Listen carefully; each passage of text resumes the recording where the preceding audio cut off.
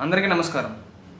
ఈ వీడియోలో మనం డిస్కస్ చేసుకోబోయే టాపిక్ ఏంటంటే comparison between machine learning and deep learning. A factors ఉన్నప్పుడు మెషిన్ లెర్నింగ్ని అప్రోచ్ అవ్వాలి, ఎలాంటి కండిషన్స్ ఉన్నప్పుడు డీప్ లెర్నింగ్ని అప్రోచ్ అవ్వాలి, అలా అప్రోచ్ అవ్వడం మూలంగా మనకు ఉన్నటువంటి అడ్వాంటేజ్ ఏంటి, ఈ పాయింట్స్ని మనం ఈ వీడియోలో కవర్ చేయబోతున్నాం. సో మీకు ఆల్రెడీ ఈ డీప్ లెర్నింగ్, మెషిన్ లెర్నింగ్లో బాగా ఎక్స్పీరియన్స్ ఉన్నా సరే, లేకపోతే ఇప్పుడిప్పుడే నేర్చుకుంటున్న ఫ్రెషర్స్ అయినా సరే, ఈ ఇన్ఫర్మేషన్ అందరికీ ఖచ్చితంగా హెల్ప్ అవుతుంది. సో స్కిప్ చేయకుండా చివరి వరకు చూడడానికి ట్రై చేయండి. దీనిలోకి వెళ్ళబోయే ముందు అయితే నా ఛానల్కి సబ్స్క్రైబ్ చేసుకోవడం మాత్రం మర్చిపోకండి.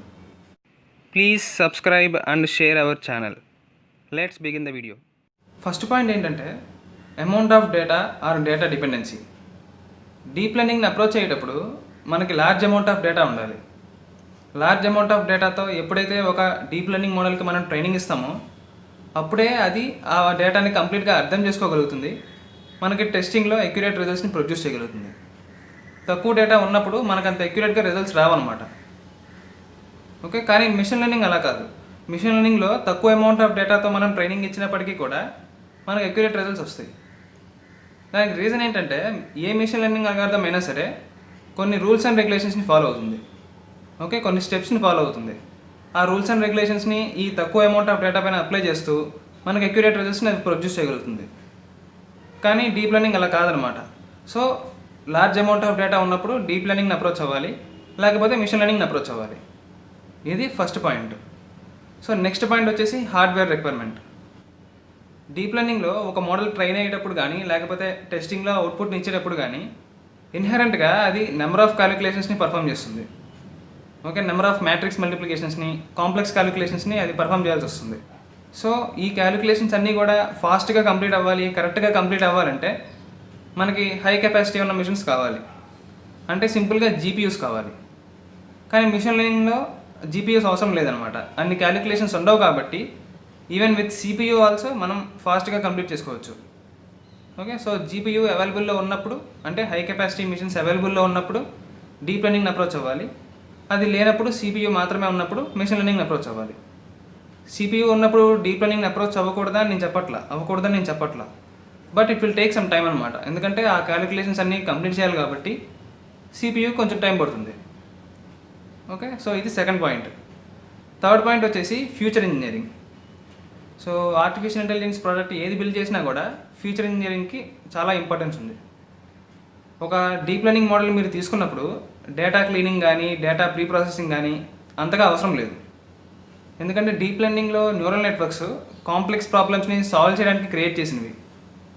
కాబట్టి మీరు డేటాని అంతా ప్రిపేర్ చేయకపోయినప్పటికీ కూడా అవి అన్ని పారామీటర్స్ ఉంటాయి కాబట్టి, అంత లార్జ్గా, అంత కాంప్లెక్స్గా నెట్వర్క్ ఉంటుంది కాబట్టి ఎక్యురేట్ రిజల్ట్స్ని ప్రొడ్యూస్ చేయడానికి ఛాన్స్ ఉంటుంది.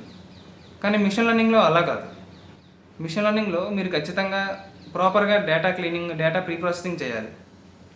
ఒక రియల్ టైం డేటాని ఫ్యూచర్స్ రూపంలో మార్చడానికి ఖచ్చితంగా మీరు ఆ డొమైన్కి సంబంధించిన ఎక్స్పర్ట్ యొక్క సలహాలు తీసుకోవాలి.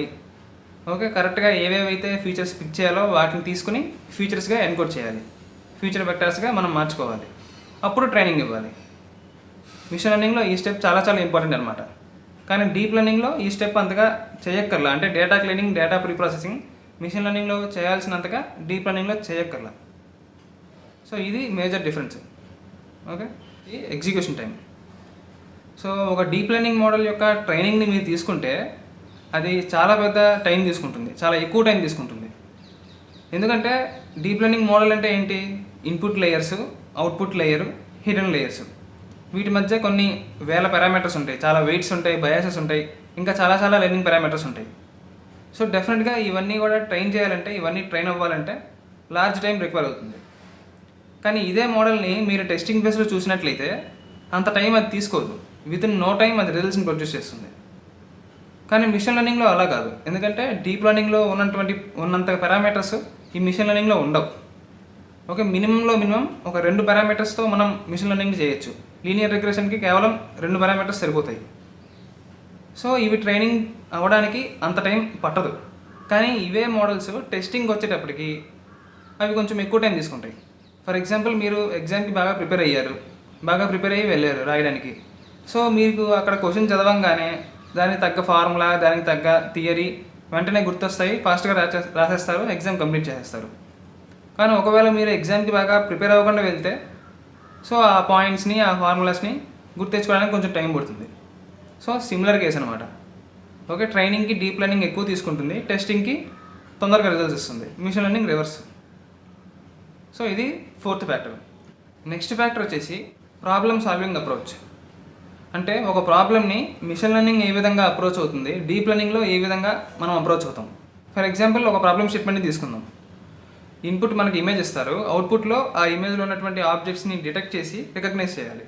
అంటే ఫేసా, కార్సా, బిల్డింగ్, ఈ విధంగా ఆబ్జెక్ట్స్ని డిటెక్ట్ చేసి రికగ్నైజ్ చేయాలి. ఇది ఒక ప్రాబ్లమ్ స్టేట్మెంట్గా మనం తీసుకుందాం.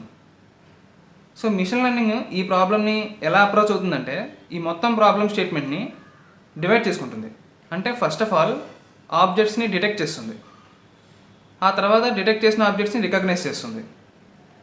ఓకే, ఈ విధంగా మిషన్ లెర్నింగ్ అనేది ఒక ప్రాబ్లమ్ స్టేట్మెంట్ని ముక్కలుగా చేసుకుని అప్రోచ్ అవుతుంది. కానీ డీప్ లెర్నింగ్లో అలా కాదు. డీప్ లెర్నింగ్లో ఇలా ముక్కలుగా చేసుకోవడం, ప్రాబ్లమ్ స్టేట్మెంట్ని డివైడ్ చేసుకోవడం ఏమి ఉండదు. లైక్ యోలో నెట్, ఈ నెట్వర్క్ కనుక మీరు తీసుకుంటే ఒకేసారి డిటెక్షన్ అండ్ రికగ్నిషన్ రెండూ చేస్తుంది. ఓకే, ఇది ఈ ప్రాబ్లమ్ సాల్వింగ్ అప్రోచ్లో మిషన్ లెర్నింగ్కి డీప్ లెర్నింగ్కి ఒక మేజర్ డిఫరెన్స్ ఉంది. ఇంకా లాస్ట్ డిఫరెన్స్ ఏంటంటే ఇంటర్ప్రెటబిలిటీ. అంటే ఫర్ ఎగ్జాంపుల్ క్లాసిఫికేషన్ ప్రాబ్లం ఉంది. ఓకే, క్యాటా డాగ్గా రికగ్నైజ్ చేయాలి. ప్రాబ్లమ్ స్టేట్మెంట్ ఇది. ఇచ్చిన ఇమేజ్ క్యాటా డాగ్గా రికగ్నైజ్ చేయాలి, ఇది ప్రాబ్లమ్ స్టేట్మెంట్. డీప్ లెర్నింగ్ ఒక ఇమేజ్ని క్యాట్గా డిసైడ్ చేసింది, క్యాట్గా రికగ్నైజ్ చేసింది అనుకుందాం. ఇప్పుడు మనం ఆ మోడల్ క్యాట్గా అవుట్పుట్ని ఎందుకు ప్రొడ్యూస్ చేసిందో మనం చెప్పలేము. మనం మ్యాథ్స్ని ఉపయోగించి ఏ నోట్స్ వర్క్ అవుతున్నాయి, ఏ నోట్స్ వర్క్ అవ్వట్లేదో తెలుసుకోగలం, కానీ కరెక్ట్గా ఎందుకు ఆ ఇమేజ్ని క్యాట్గా అది రికగ్నైజ్ చేసిందో మనకి అంతగా చెప్పలేం. కానీ మిషన్ లెర్నింగ్లో అలా కాదు. మిషన్ లెర్నింగ్లో మనం వచ్చిన అవుట్పుట్ని, మోడల్ ఆ అవుట్పుట్ని ఎందుకు ప్రొడ్యూస్ చేసిందో తెలుసుకోవచ్చు. ఎందుకంటే అవి సింపుల్గా రూల్స్ అండ్ రెగ్యులేషన్స్ని ఫాలో అవుతాయి కాబట్టి, డెసిషన్ ట్రీ కానీ లేకపోతే ఎస్విఎం కానీ, ఓకే, ర్యాండమ్ ఫారెస్ట్ కానీ, ఇవన్నీ రూల్స్ అండ్ రెగ్యులేషన్స్ని ఫాలో అవుతాయి కాబట్టి కరెక్ట్గా ఆ అవుట్పుట్నే ఎందుకు, ఆ పర్టికులర్ అవుట్పుట్నే ఎందుకు ప్రొడ్యూస్ చేసింది అన్నదాన్ని మనం అనలైజ్ చేసుకోవచ్చు. కానీ డీప్ లెర్నింగ్లో ఆ అనలైజ్ కుదరదనమాట, ఆ ఇంటర్ప్రిటేషన్ కుదరదనమాట. సో ఇది మెయిన్ రీజన్ ఇండస్ట్రీలో. అందుకే డీప్ లెర్నింగ్ని కాకుండా మిషన్ లెర్నింగ్ని ఎక్కువసార్లు అప్రోచ్ అవుతారు. ఎందుకంటే ఆ మోడల్ యొక్క పర్ఫార్మెన్స్ని, ఆ పర్టికులర్ అవుట్పుట్ని ఎందుకు ఇచ్చింది అన్నదాన్ని మనం ఇంటర్ప్రిట్ చేయగలుగుతాం మిషన్ లెర్నింగ్లో. డీప్ లెర్నింగ్లో అది కుదరదనమాట. ఓకే, సో ఇవి నాకు తెలిసినటువంటి మేజర్ డిఫరెన్సెస్ డీప్ లెర్నింగ్కి మిషన్ లెర్నింగ్కి. సో మీకున్న అవైలబిలిటీ ప్రకారం దేన్ని అప్రోచ్ అవ్వాలో మీరు డిసైడ్ చేసుకోవచ్చు. సో ఈ కంటెంట్ కనుక మీకు నచ్చితే, హెల్ప్ అయితే, please do like, share and subscribe to my channel for more and more useful content.